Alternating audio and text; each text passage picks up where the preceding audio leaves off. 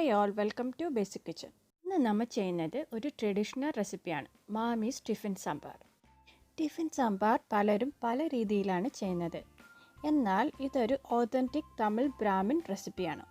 ഈ റെസിപ്പി വളരെ ഡീറ്റെയിൽഡ് ആയിട്ട് തന്നെ ഞാനിവിടെ പറയുന്നുണ്ട്.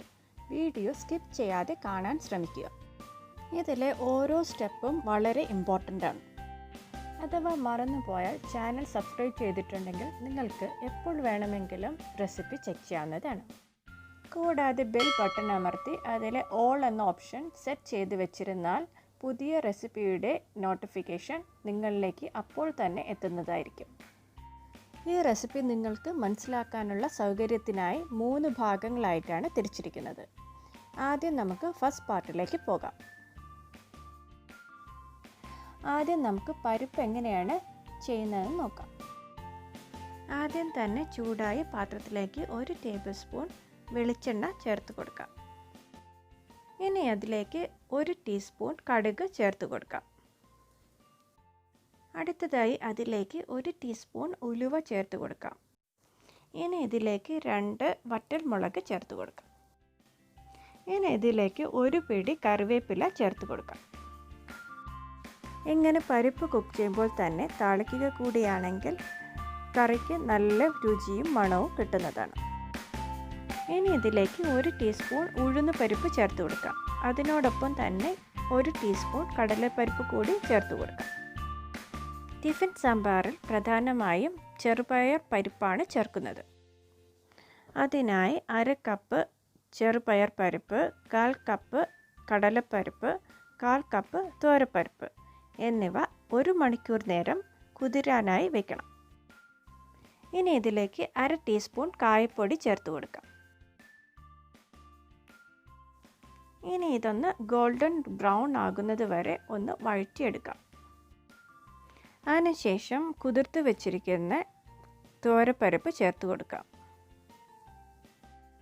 നിങ്ങളെ കാണിക്കാനുള്ള സൗകര്യത്തിനായി ഞാൻ പരിപ്പെല്ലാം വേറെയാണ് കുതിർത്ത് വെച്ചിരുന്നത്. ഇതെല്ലാം ഒരുമിച്ച് തന്നെ കുതിർത്ത് വയ്ക്കാവുന്നതാണ്. തുവരപ്പരിപ്പ് ചെറുതായി ഒന്ന് വഴറ്റിയെടുക്കാം. ഇനി ഇതിലേക്ക് കടലപ്പരിപ്പ് ചേർത്ത് കൊടുക്കാം.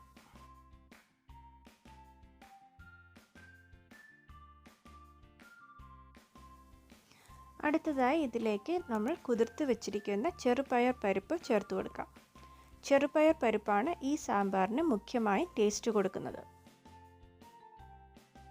ഇനി ഇതിൻ്റെ പച്ചമണമൊക്കെ ഒന്ന് മാറി വരുന്നത് വരെ ചെറുതായി ഒന്ന് വഴറ്റി കൊടുക്കാം.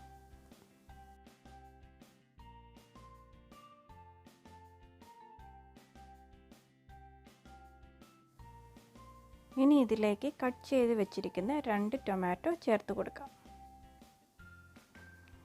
ഇനി ഈ പരിപ്പ് കറി കുക്ക് ചെയ്തെടുക്കുന്നതിനായി 2 കപ്പ് വെള്ളം ഒഴിച്ച് പ്രഷർ കുക്കറിലേക്ക് വയ്ക്കാം. ഏകദേശം 3 വിസിൽ കേൾക്കുന്നത് വരെ വെയിറ്റ് ചെയ്യണം.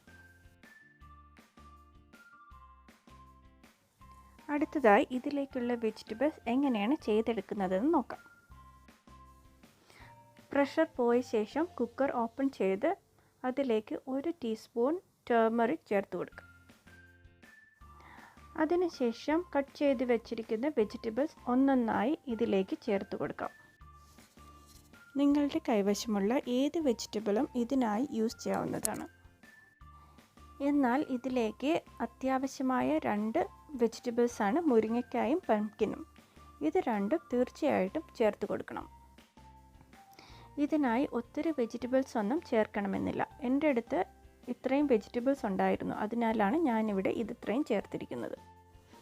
ഞാനിവിടെ കത്തിരിക്ക, പടവലങ്ങ, ക്യാരറ്റ്, മത്തൻ,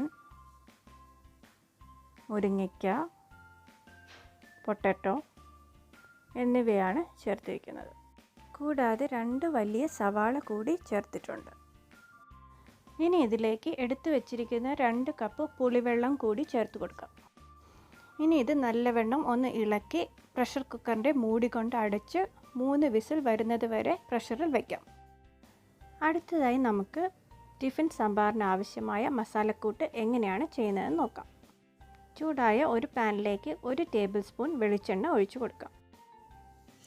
ഇവിടെ ഞാൻ 1 ടേബിൾ സ്പൂൺ മല്ലിപ്പൊടി, 1 ടീസ്പൂൺ ഉഴുന്നുപരിപ്പ്, 1 ടീസ്പൂൺ കടലപ്പരിപ്പ്, 1 ടീസ്പൂൺ ജീരകം, പിന്നെ 3 വറ്റൽമുളക് എന്നിവയാണ് എടുത്തിട്ടുള്ളത്. ഇനി ഇവ ഒന്നൊന്നായി എണ്ണയിലേക്ക് ചേർത്ത് കൊടുക്കാം. ആദ്യം ഞാൻ കടലപ്പരിപ്പാണ് ഇതിലേക്ക് ചേർക്കുന്നത്.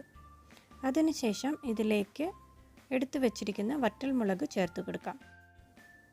വറ്റൽമുളക് നിങ്ങളുടെ എരിവിനാവശ്യമായ രീതിയിൽ ചേർക്കാവുന്നതാണ്. ഇനി ഇതിലേക്ക് 1 ടീസ്പൂൺ ജീരകം ചേർത്ത് കൊടുക്കാം. അതിനുശേഷം ഇതിലേക്ക് 1 ടീസ്പൂൺ ഉഴുന്നുപരിപ്പ് ചേർത്ത് കൊടുക്കാം. ഇനി ഇത് നല്ലവണ്ണം ഒന്ന് ബ്രൗൺ ആയി കിട്ടുന്നത് വരെ ഫ്രൈ ചെയ്തെടുക്കാം.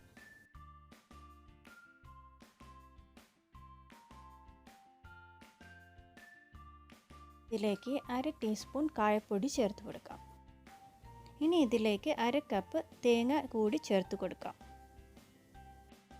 അടുത്തതായി എടുത്തു വച്ചിരിക്കുന്ന 1 ടേബിൾ സ്പൂൺ മല്ലിപ്പൊടി ഇതിലേക്ക് ചേർത്ത് മസാല നല്ലവണ്ണം ഇളക്കി യോജിപ്പിച്ചെടുക്കാം. മസാലയുടെ പച്ചമണം മാറുന്നത് വരെ ഫ്രൈ ചെയ്തെടുത്താൽ മതിയാകും. ഇതിനായുള്ള തേങ്ങ വെജിറ്റബിൾസിൻ്റെ ക്വാണ്ടിറ്റിക്ക് അനുസരിച്ചുള്ള രീതിയിൽ എടുത്താൽ മതിയാകും. കൂടാതെ കറി നല്ല തിക്കായി കിട്ടണമെന്നുള്ളവർക്ക് കുറച്ചുകൂടി തേങ്ങ ചേർക്കാവുന്നതാണ്. ഇനി ഇത് ഒരു ബ്ലെൻഡറിലേക്ക് മാറ്റി നല്ലവണ്ണം അരച്ചെടുക്കാം. അപ്പോഴേക്കും സാമ്പാറിനുള്ള വെജിറ്റബിൾസ് എല്ലാം കുക്കായി കിട്ടിയിട്ടുണ്ട്. ഇനി ഇത് നല്ലവണ്ണം ഒന്ന് ഉടച്ചെടുക്കാം. വെജിറ്റബിൾസ് നല്ലവണ്ണം കുക്കായി കിട്ടിയിട്ടുണ്ട്. അതിനാൽ തന്നെ വളരെ പെട്ടെന്ന് ഉടച്ചെടുക്കാൻ കഴിഞ്ഞു. ഇത്രയും വെജിറ്റബിൾസ് എല്ലാം ഇൻക്ലൂഡ് ആയതുകൊണ്ട് തന്നെ ഇത് വളരെ ടേസ്റ്റിയായ ഒരു സാമ്പാറാണ്. എല്ലാവരും ഇത് വീട്ടിൽ ട്രൈ ചെയ്ത് നോക്കണം. ഞാനിത് വേറെ ഒരു പാത്രത്തിലേക്ക് മാറ്റിയിട്ടുണ്ട്. ഇനി അതിലേക്ക് അരച്ചു വെച്ചിരിക്കുന്ന അരപ്പ് ഒന്ന് ചേർത്ത് കൊടുക്കാം. ഈ മസാലക്കൂട്ടാണ് ഈ സാമ്പാറിൻ്റെ രുചിയുടെ രഹസ്യം തന്നെ. ഈ സ്റ്റേജിൽ കറിക്ക് ആവശ്യമായ ഉപ്പ് കൂടി ചേർത്ത് കൊടുക്കാം. ഇനി ഈ കറിയിലേക്ക് ആവശ്യത്തിന് വെള്ളം കൂടി ചേർത്ത് ഇളക്കി യോജിപ്പിച്ചെടുക്കാം. കോക്കനട്ട് മസാല ചേർത്ത ശേഷം സാമ്പാർ അധികം തിളപ്പിക്കേണ്ടതില്ല. 1-2 തിള വരുമ്പോഴേക്കും തന്നെ ഇത് ഓഫ് ചെയ്ത് വെക്കാവുന്നതാണ്. വളരെ ടേസ്റ്റിയായ മാമീസ് ടിഫിൻ സാമ്പാർ റെഡിയായി കഴിഞ്ഞു. ഇത് ഇഡ്ഡലി, ദോശ, ഉപ്പുമാ, ചപ്പാത്തി, പിന്നെ റൈസ് എന്നിവയ്ക്കൊപ്പം സെർവ് ചെയ്യാവുന്നതാണ്. ഇന്നത്തെ റെസിപ്പി എല്ലാവർക്കും ഇഷ്ടമായി കാണുമെന്ന് കരുതുന്നു. ഇനിയും ഇതുപോലുള്ള അടിപൊളി റെസിപ്പീസുമായി ബേസിക് കിച്ചൺ എത്തുന്നതായിരിക്കും. നിങ്ങളുടെ വിലയേറിയ അഭിപ്രായങ്ങളും നിർദ്ദേശങ്ങളും എന്നെ കമൻറ്റ് ബോക്സിലൂടെ അറിയിക്കുക. Thank you for watching Basic Kitchen.